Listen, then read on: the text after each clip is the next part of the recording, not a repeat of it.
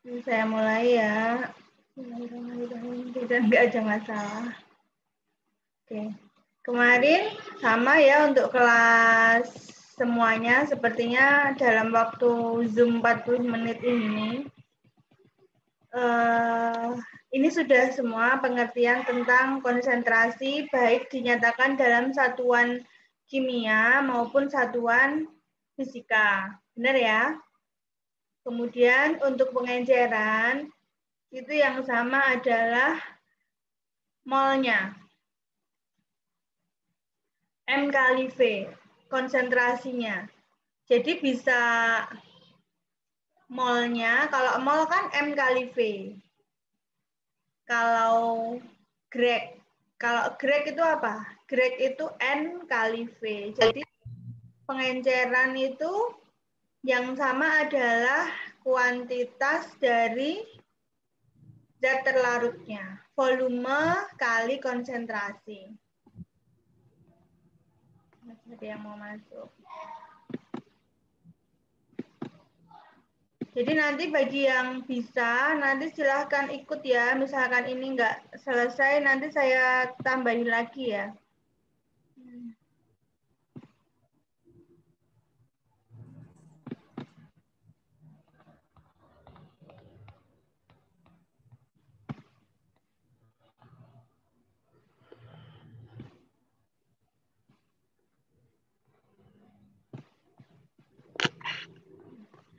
Konsentrasi ini bisa dinyatakan dalam satuan molar, normal, maupun jadi kalau molar berarti M kali V. Kalau normal berarti N kali V, grade-nya yang sama.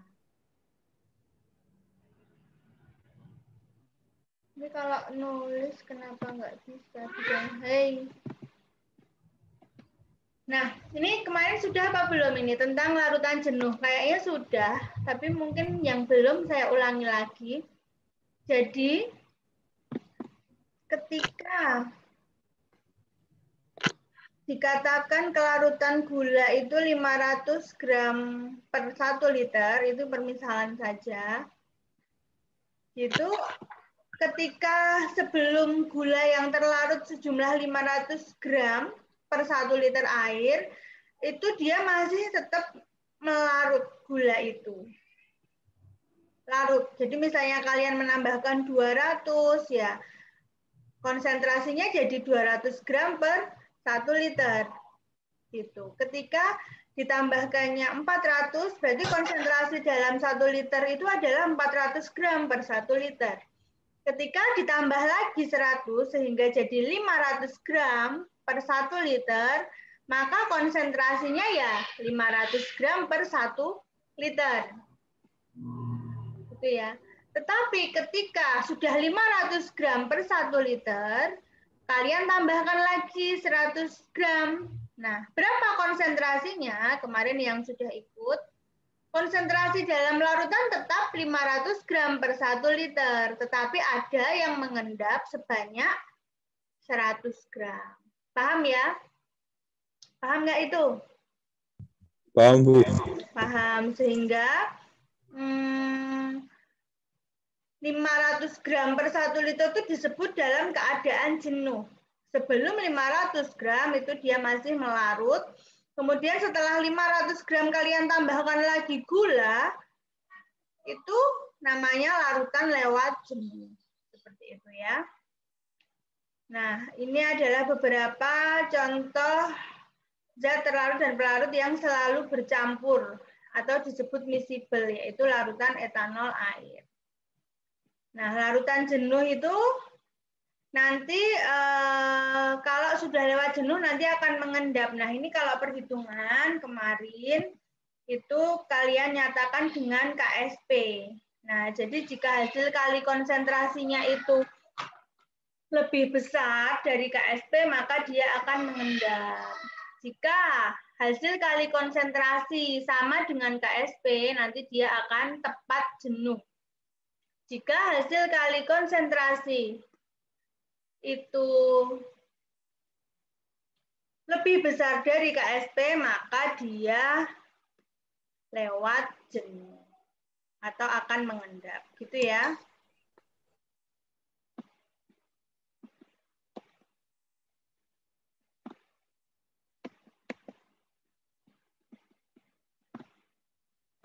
Bentar, masih ada yang.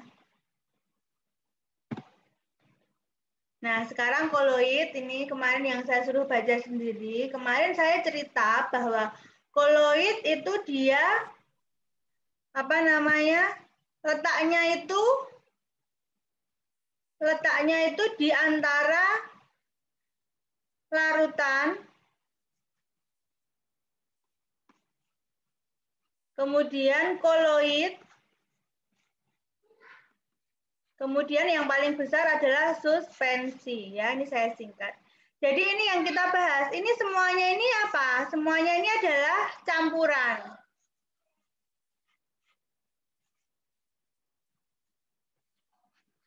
Semua itu adalah campuran. Yang larutan ini adalah campuran yang apa ini? Campuran yang homogen. Gitu ya. Koloid sama suspensi ini, dua ini adalah campuran yang heterogen. Gitu. Namun yang koloid ini secara kasat mata ini dia tampaknya homogen. Tetapi nyatanya heterogen. Nah, ini bisa dibuktikan ini dengan cara efek Tyndall. Jadi bisa dilihat homogennya kapan? Ketika tanpa alat bantuan, si koloid itu tampak fasenya homogen. Tetapi ketika dilewati suatu cahaya, dia nampak heterogen. Gitu. Paham? Ini bisa dihapus enggak ini?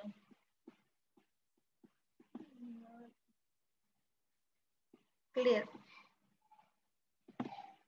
Oke. Itu ya. Kemudian, nah kalau larutan itu tadi zat terlarut sama pelarut, kalau koloid namanya fase terdispersi dan medium pendispersi. Nah ini perbedaan yang tadi saya sampaikan. Ini suspensi ukurannya paling besar. Tidak homogen itu adalah heterogen ya artinya. Yang koloid ini perbatasan tadi dibilang ya, tapi sebenarnya dia heterogen. Nah, ini adalah sifat-sifatnya, kalian bisa baca sendiri ya. Ukurannya koloid itu adalah 1 sampai 100 nanometer. Ini yang kamu hafalkan ini. Berarti kurang dari 1 nanometer itu adalah larutan, lebih dari 100 nanometer itu adalah masuknya suspensi. Nah, ini jenis-jenis koloid. Cok. Kasih beri loh kalau mulai, Cok. Ada yang terdispersi gas sama cair itu disebut buih, contohnya busa sabun. Gas dan padat itu buih padat, contohnya batu apung gitu ya. Cair, gas, aerosol.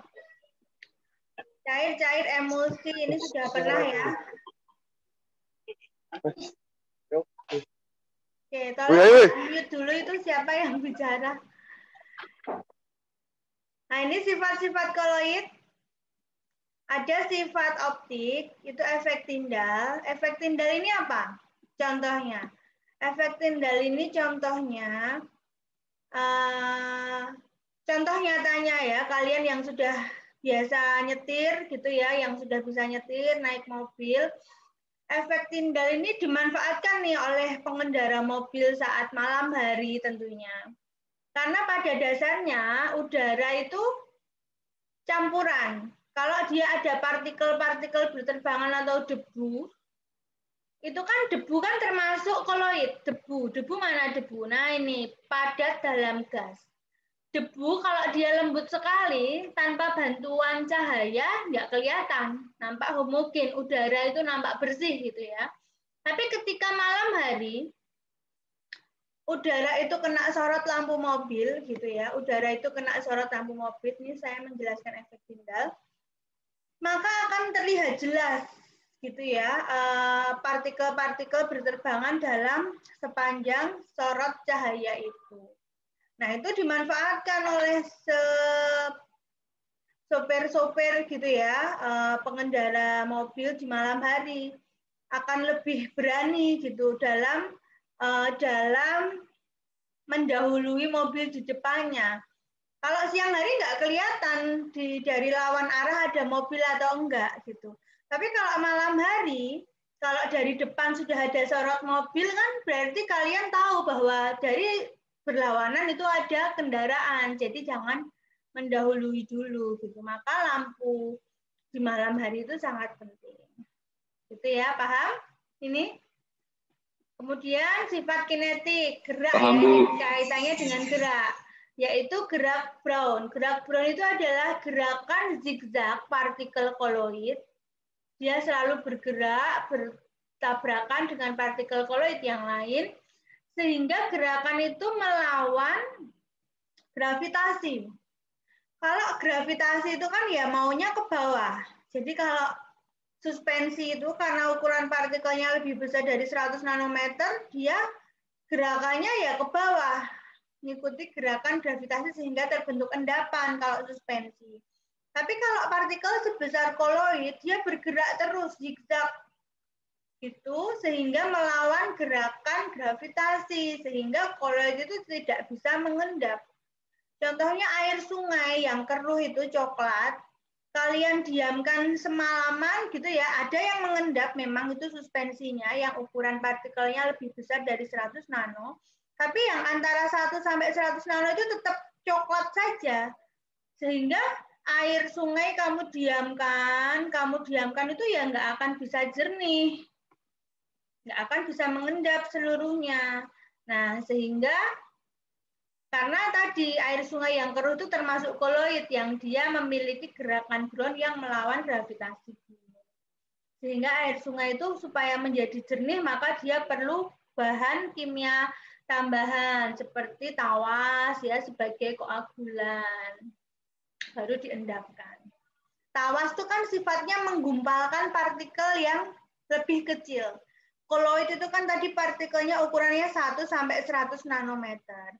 Untuk dia bisa mengendap kan ukuran partikelnya harus lebih besar dari 100 nanometer. Sehingga perlu bahan penggumpal. Nah, partikel-partikel koloid yang kecil tadi ditambah zat tambahan untuk bersatu gitu ya agar menggumpal. Setelah menggumpal kan jadi besar ukurannya seperti suspensi. Baru dia akan bisa mengendap. Itu ya. Kemudian sifat elektrik. Adsorpsi ion, jadi daya tarik ion itu ya untuk bisa diadsorpsi. Kemudian muatan koloid. Ada apa ini contohnya? Elektroforesis, ini biasanya digunakan untuk mengolah limbah pabrik dalam bentuk debu. Limbah itu kan nggak mesti cair, tapi ada padatan juga, gitu ya. Contohnya di pabrik gula itu kan, yang rumahnya dekat pabrik gula itu kalau musimnya jalan ya, karena itu kan bahan bakunya tebu ya, apalagi pabrik gula yang BUMN itu kan musiman ya jalannya. Itu kalau beroperasi itu kan ada limbah berupa debu padatan yang dibuang ke lingkungan sekitar. Nah, itu dia pakai elektroforesis memanfaatkan sifat koloid yang itu. Debu itu partikelnya apa? Muatan apa? Maka dia ditangkap karena medan magnet itu menarik ion yang berlawanan jenis. Negatif sama positif gitu ya. Paham itu? Nah, itu adalah tentang koloid, tentang larutan 1. Adakah pertanyaan? Ini untuk pertemuan 1 kemarin mengenai larutan 1. Jika tidak, ini saya akhiri dulu Zoom meeting-nya supaya ini adalah fokus membahas tentang larutan 1. Setelah ini saya akan ini ada yang join lagi. Setelah ini saya akan membuka lagi untuk pertemuan selanjutnya yaitu tentang sifat koligatif larutan supaya video pembelajarannya itu pas gitu. Ini membahas tentang larutan 1, jadi bisa saya unggah kepada yang larutan 1. Paham maksud saya ya? Paham nggak? Paham, Bu. Ini tuh saya belum pada kenal ya.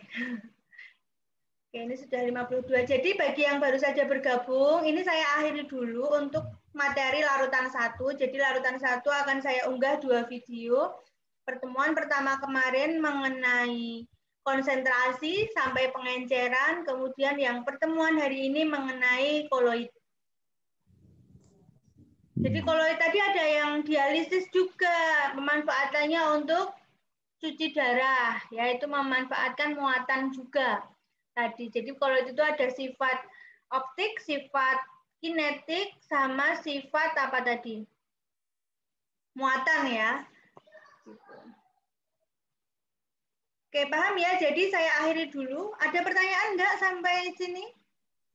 Izin bertanya, Bu. Bu. Ya, silahkan. Siapa yang bertanya? Duluan, Mas.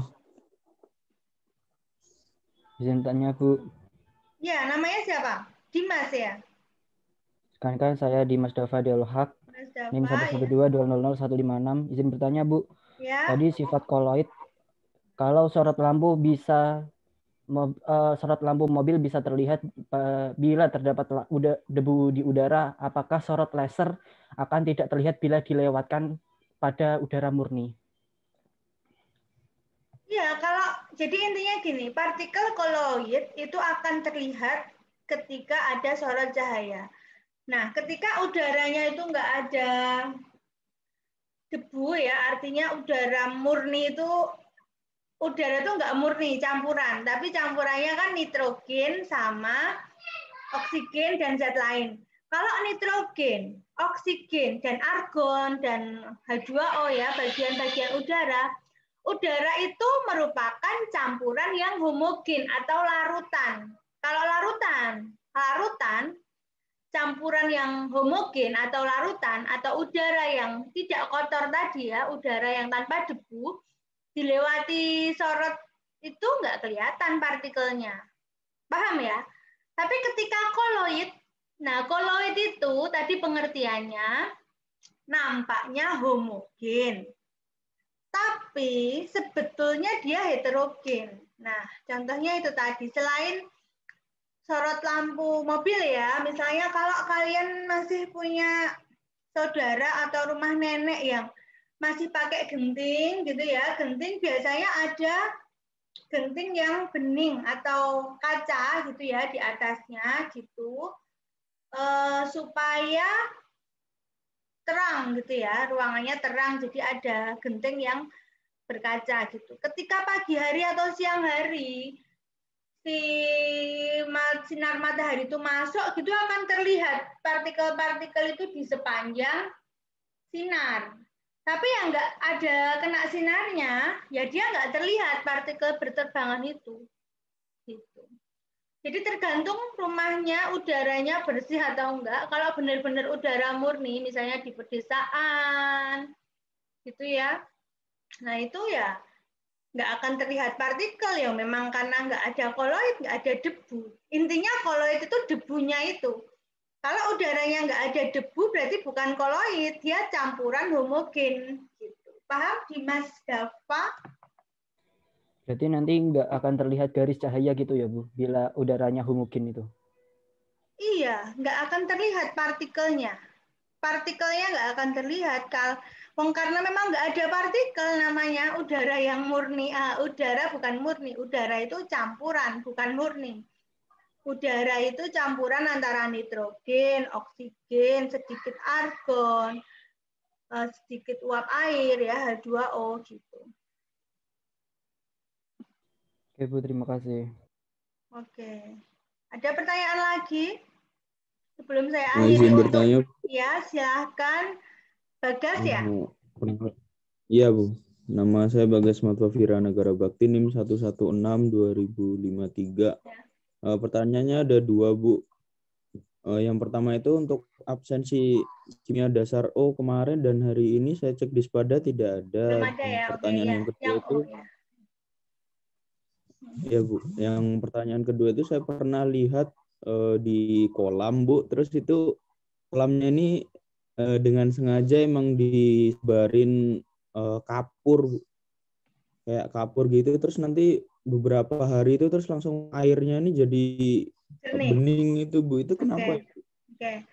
Jadi itu oke, pertanyaan yang pertama tentang kelas O, memang ini tadi saya mau bahas di grupnya kelas O, bahwa seminggu itu absensinya sekali, saya usahakan itu nggak kosong dalam 1 minggu. Ya, minggu kemarin saya sudah isi, minggu ini saya isinya hari ini ya, bagi yang berhalangan nggak apa-apa, kuliah online ini saya harap semua itu presensi bisa. Nah, untuk kelas O memang saya hari kemarin lupa untuk membukakan, nanti hari ini saya buka ya untuk presensi kelas O. Begitu? Ya, Bagas. Ya Bu, baik Bu. Terima kasih. Kemudian untuk yang tadi dibilang air sengaja ini si kapur ya, itu bukan kapur ya, itu tawas Al2SO4 3 kali. Nah, fungsinya untuk menggumpalkan partikel kecil tadi. Air kolam itu warnanya agak nggak biru jernih gitu ya, tidak bening ya, tergantung sama keramiknya juga. Cuma jika dia itu nggak jernih itu akan kelihatan agak sedikit buram. Ya, kalau bahasa Jawanya sih butek gitu ya, butek. Tapi nggak yang kotor sekali gitu, nggak, namanya aja untuk berenang gitu ya misalnya, atau air kolam lah. Partikel itu nggak kelihatan, maksudnya nggak kelihatan ada partikel di situ. Tapi warnanya hanya warnanya agak sedikit buram. Nah, kemudian kenapa nggak kelihatan partikelnya ya? Karena koloid tadi ukurannya 1 sampai 100 nanometer. Secara kasat mata tanpa bantuan alat apapun dia nggak terlihat. Gitu. Tapi ketika ditambahi tawas, dia akan partikel koloid yang tadi ukurannya 1 sampai 100 akan bersatu gitu ya, nempel, menggumpal dalam bentuk gumpalan-gumpalan. Kemudian setelah menggumpal ukurannya kan jadi lebih besar dari 100 nanometer. Nah, dia akan mengendap ke bawah sehingga atasnya jernih, bening. Itu Bagas, nanti saya bukakan absen untuk yang O, yang kelas E tadi mestinya udah absen. Kalau kelas S dan Q sudah hafal ya bahwa presensi itu tetap pada jadwalnya. Gitu. Ada pertanyaan lain? Izin bertanya, Bu.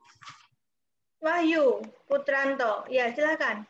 Ya, perkenalkan, tadi nama saya Wahyu Putranto, NIM 112200163. Tadi kan disebutin, Bu, kayak yang mengolah limbah dalam bentuk debu itu absorpsi ion atau muatan koloid ya, Bu. Ya. Terus solusinya bagaimana, Bu? Tadi kan kalau yang brown kan dikasih tawas. Kalau ini gimana, Bu? Yang debu.